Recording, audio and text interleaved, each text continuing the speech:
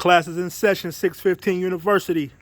So our day started at 6 a.m. This is the Porsche Macan making, whatever you want to call it. This is what we drove this weekend while everything else was out. That's the Tesla. Came back. We'll take that to the charging station in a little bit as that goes back out tomorrow. Got the E300 4MATIC.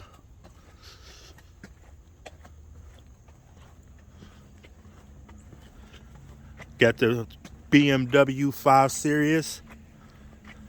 Never used the 7 Series as a rental car. Then we got the Rover. This just came back a half hour ago. Already got it cleaned up because it goes back out tomorrow on a weekly rental. And that's something new that we're testing. We did some discounted prices to where we're going to be focused more on getting these weekly rentals on the luxury vehicles. Same way that we do on the economies. So we're testing some things out and we'll see how it works. We're going to do it for a month. And then, of course, we document the process and we'll be letting everybody know how it goes. If it works out, then that'll be something that we share and we add to the rental car course. Let your liabilities turn into assets. And those assets will pay for how you're living.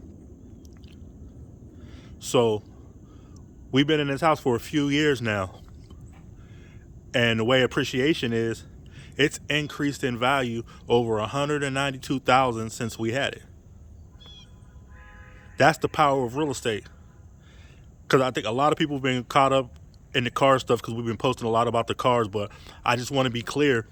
Real estate is the bread and butter. That's the foundation of everything that we have doing. I suggest that everybody have at least 5 rental properties in their portfolio. You don't have to be a landlord. You can hire somebody to do things for you. And I'll be transparent. The hardest part of being in the real estate business is having dependable contractors. Before COVID, we had a lot of different crews. People start getting some free money and people don't want to work. So we're in the process of finding some crews down here in Atlanta because we want to scale down here. If you're back in Pennsylvania, you do plumbing, drywalling, electrical, feel free to inbox because we're looking for some dependable people because we have contracts with multiple companies and we basically had to stop moving forward until we can find some dependable people that we can count on because we don't want to continue to purchase more properties and we can't depend on people to get the work done. So I just want to be clear. That's one of the things you have to worry about when you get into this real estate business. So, the next 2 weeks, we're focused on putting the right team together so we can continue to scale and make sure that we're serving people in a timely manner when they call. The warranty companies are backed up because they have a shortage of workers. Most of the properties we get warranties on, but guess what? A lot of the warranty companies, when we put the calls in, they're 2-3 weeks behind. And that's what the tenants don't understand. Like, it isn't that we're not trying to get somebody out there, Johnny, on the spot, and that goes for any state that you're in. Like, there's a shortage on people who want to work right now. This is a perfect opportunity for people who have these high-income skills in these trades to start their business and take action because, best believe me, this work is never going nowhere. Real estate is never going nowhere. So when we talk about, how do we move forward, how do we take it to another level, we get a high-income skill. Plumbing, electrical, painting, like, if I could do it over again, like I would have learned some of that stuff too. My wife says I try to do everything, but man, if I could do it myself, I'd do more of the stuff myself. Those are high income skills that allow you to always be employed and always be able to earn income at your pace.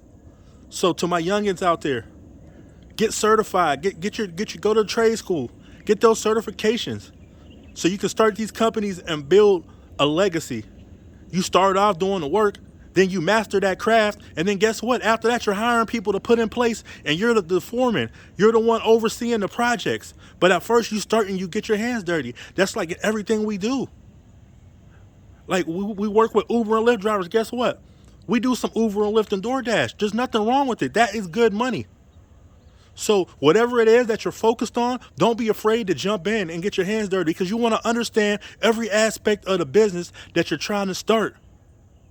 You want to understand every aspect of the business. And the things that you don't understand, that's when you find people to put in place who are masters at that piece of the business that you don't understand. And then once you do understand the other pieces, you don't continue to do everything yourself. You start putting people in place so the business is running itself and you're not running the business. Class is over.